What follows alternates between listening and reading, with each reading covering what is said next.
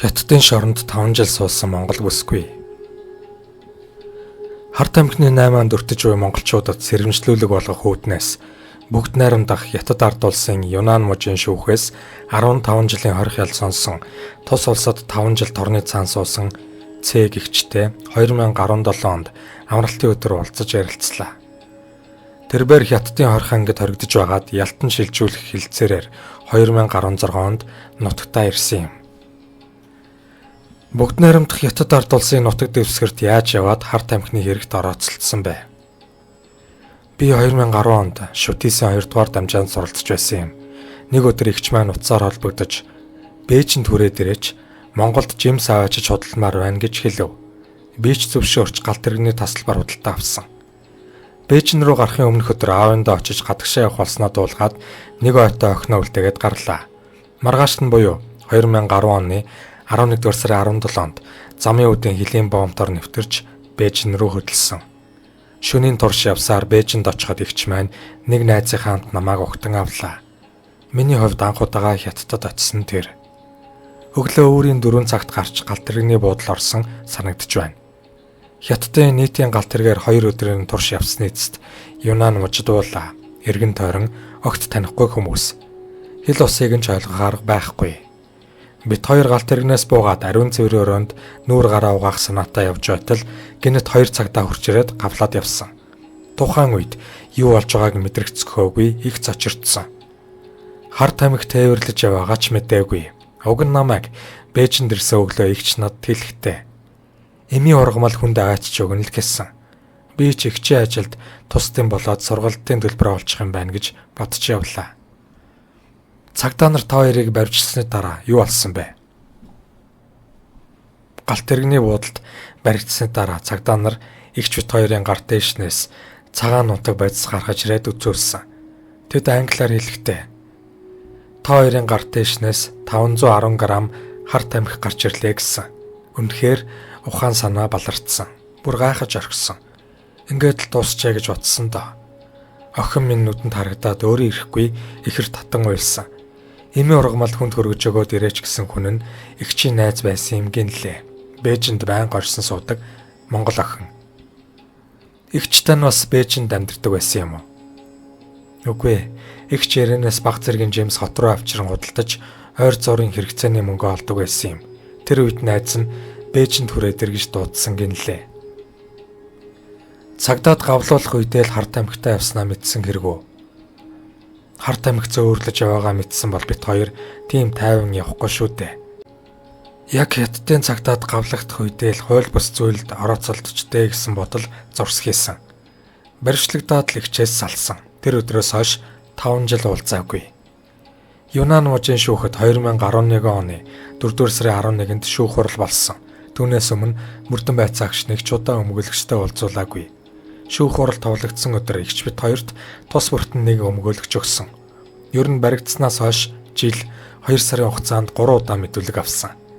Мөрдөн байцаагчийг мэдүүлэг авах үед 2 удаа л хэлмэрч орчуулга хийж өгсөн санагдаж байна. Би анхнаасаа л харт амх тээвэрлэж яваагаа мэдээгүй учраас Мөрдөн байцаагчийн асуулт асуухт нь мэдэхгүй гэдэг хариултыг л өгч байлаа. Орчуулагч надтай уулзахдаа та хоёр харт амх тээвэрлэж явсан юм байна. Та хоёрыг хар гэрт хорно, ял өгнө гэж хэлдэг байсан. Хэрэг хүлээлгэхийн тулд залхаан цээрлүүлэх ч юм уу ямар нэгэн байдлаар дарамт учруулж байв уу? Хоригдож байсан өрөөнд өглөө 6 цагаас оройн 20 цаг хүртэл хан руу харуулад суулгачихдаг байсан. Хэрв зөвшөөрлгүй хөдөлгөөн хийвэл муухай ашгарна. Бүтэн өдрийн турш хинтээ ч ярахгүй.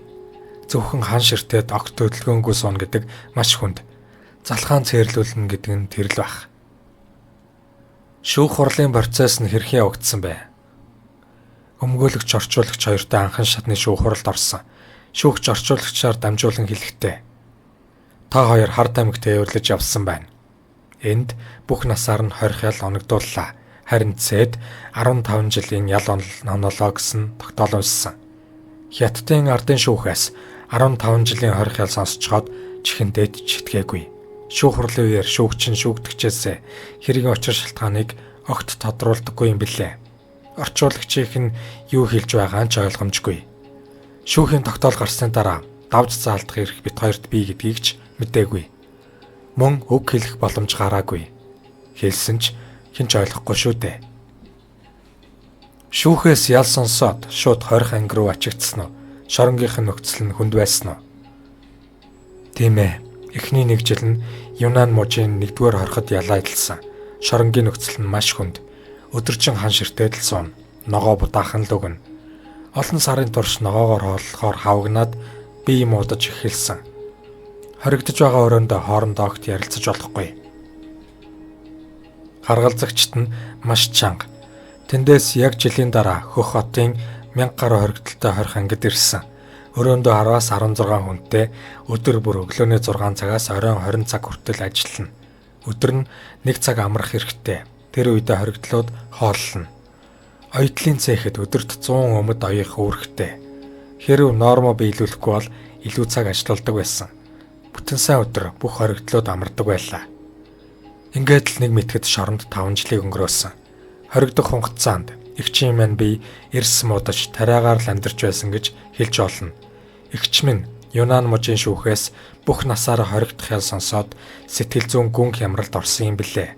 Тэгээд өвөр Монголын хориход шилжин ирээд 2 сар ажиллаад л хэвтэрт орсон. Хоолноос гарчихсан. Хинтээ ч ярихгүй. Биеийн жин нь 65 кг-аас 33 кг болтлоо буурсан гэд бод. Эгчийн бие муудахаар би хорих ангийн даргад нь хандаж өргөдөл бичиж өгөөд уулзсан. Эгч надтай уулзж байгаагаа ч мэдэхгүй. Бүр ухаан санаа нь балардсан үл байж үлээ. Нүд халтрам дүр нь одоо ч нүдэнд харагдаж байна. Эгчийн маань би өдөр ирэх бүр муудсаар байсан. Өвөр Монголын хорих ангид шилжиж ирээд нөхцөлн дээрдсэн үү? Хөх хотын хорих ангид ирснээс хойш аав ээжтэйгээ жилд нэг удаа 30 минут уулзах боломж гарсан. Өмнө нь Юнан мужийн шүүхээс 15 жилийн хорих ял сонсоод сууж байхдаа хизээч охиныхоо настай ээж аавынхаа царайг гарахгүй нэ гэж бодогдсон. Монголоос Хөх хотод суугаа консулынхан ар гэрийнхэнтэй уулзуулах боломж олгосноор настай ээжийнхээ царайг гарсан да. Хөх хотод ирээд шоронгийн нөхцөл дээрдэггүй. Маш хүнд. Барьж аваад зодохгүй ч сэтгэл зүйн хувьд маш их дарамтлагдаг байсан. Байнга муухай арцтай нүур дулгарна. Хажуугаар гарахтаа хянагт санамсаргүй байдлаар хөл дээр гიშгэн чимхэн. Хоолны хувьд будаа ногоогоор хоолддог. Ер нь эрүүл мэндээрээ маш их хохирсон. Шоронд байхад танаа дүрлээхэд ямар ч тариа ээж байгаа нь мэдэгдэхгүй. Албахаагчтай нь шилний цаанаас л харьцсан. 2 давхар модон орттой. Амралтын бус өдрөөр орон дээрээ сууж болохгүй. Өдөр 12-оос 13 цагийн хооронд хоолдог байлаа. Тэр үед л нуруугаа жаахан амраана. Бусад үед яг л илжиг шиг ачлуулна. Эмчийн өслөгт хамруулж усанд оруулах уу? Усанд оруулнаа. Эмчийн өслөгт хамруулна. Гэхдээ анаа дүрлээ гэхэд тэс өөр эмчилгээ хийн. Өвчнийг маань бүр даамжруулах эмчилгээ хийж байна уу гэж боддог байлаа. Эгчтэйгээ нэг хориход хоригдож байсан уу? Уулзах боломж гарах уу? Эгчээгээ нас барах хүртэл ярилцах боломж гараагүй. Би та яагаад хар тамхины 8-ачтай холбогдсон юм бэ? Яагаад ийм замыг сонгосон юм бэ гэд олон асуултанд хариулт авахыг хүссэн боловч үнэндээ эгчтэйгээ уулзаж ярилцах боломж гараагүй. Эгч маань шүүхээс бүх насаараа хорих ял авснаас сонсоод л шокийн байдлаасаа гарч чадахгүй байсаар өөд болсон. Хөх хотын шоронд байхад ээж аав хоёр очиж уулзахдаа эгчийг танаагүй гэсэн. Ухаан санаа нь хэвийн бос болчихсон. Хаяа нэг намайг уулзах зөвшөөрөл аваад очихоор өөдөөс гөлрөөд л суун. Юу ч ярихгүй. Ер нь хятадууд олон жилийн хорих ялтай хүмүүжигч нартаа янз бүрийн эмчилгээ хийж ухаан санааг нь муутгадаг юм болов гэх бодол төрснөө нуугаад явах уу. Чийг ус хоолонд нь ч эгчийн биеийг муутгахад нөлөөлсөн байх. 3 сар жил гаруй хугацаанд хоолсон юм билээ. Хүний нутгийн шоронд хоригдож байхдаа юу бодож байсан бэ?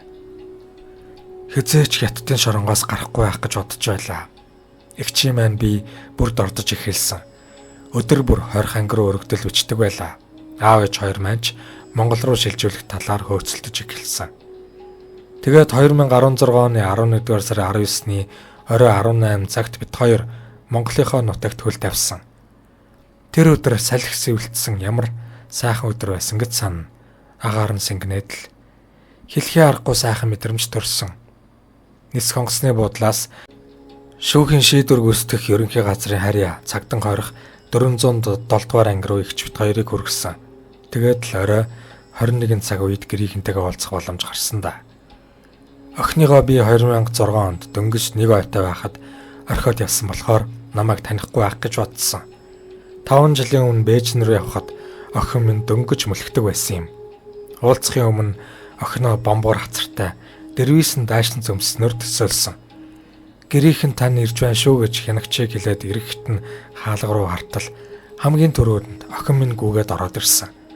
Яг л миний төсөөлсөн хөөрхөн охин хурцрээд хүзүүнээс тэрч "Ээжээ та гадаадаас ирчихсэн үү? Би таныг их сансан. Одоо гэртээ арих уу" гэдэл шулганаж гарсан. Олон жил сэмэрсэн сэтгэл минь гэгээ татаад л явчихсан.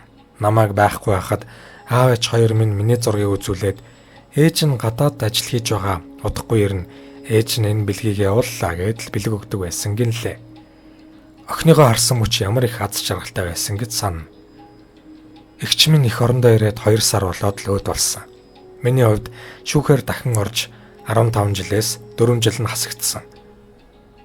Одоо жил гаруй хугацаа үлдлээ. Магадлалд ороод 7 сарын дараа их чөлөөтэй болно доо. Хөх хотын шоронд хоригдож байгаа монголчуудтай уулзч байв. Хятадын цагаан сараар 4 монгол хүнтэй 20 минут уулзсан. Тэр үед нэг нь жирэмсэн байсан учраас нутаг уцна гэж ярьж байсан санагдана. Бүгд хар тамхины хэрэгээр л баригдаж орсон тухайга ярьж байна лээ. Тухайн үед би эгчийгээ дуудахад сургалтын төлбөрл олох санаатай явсан. Хууль бус зүйлд орооцолдох гэж байгаагаа үнэхээр мэдээгүй. Залуучуудтай хандаж хэлэхэд хүн тууртахаас сэргийлээрэ. Сэгсгэрч гисэн ээж минь, сэмхийч гисэн гэр минь гэж үг би шүү дээ. Ядуу байж болно. Хууль бус зүйлд бүү автаарай. Хүний нутгийн шоронд өнгөрүүлсэн 5 жилийн хугацаанд би олон зүйлийг ойлгосон. Нэг удаагийн хэнэггүй үйлдэл насан туршийн амьдралыг минь балтдаг гэдгийг маш сайн ухамсарлсан. Яг л хийж бүтээх насандаа тортой хашаан дотор нийгмээс тусгаарлагдан амьдрсандаа харуулдаг. Эгч минь дээд боловсралтай эмэгтэй байсан. Амьдралч зохиож амжаагүй эд залуу. 28хан настайдаа бурхан болсон. Намайг нутагт минь авчирсан төр засагтаа баярлалаа. Хүний нутгийн шоронгоос ирнэ гэдэг том завшаан шүү.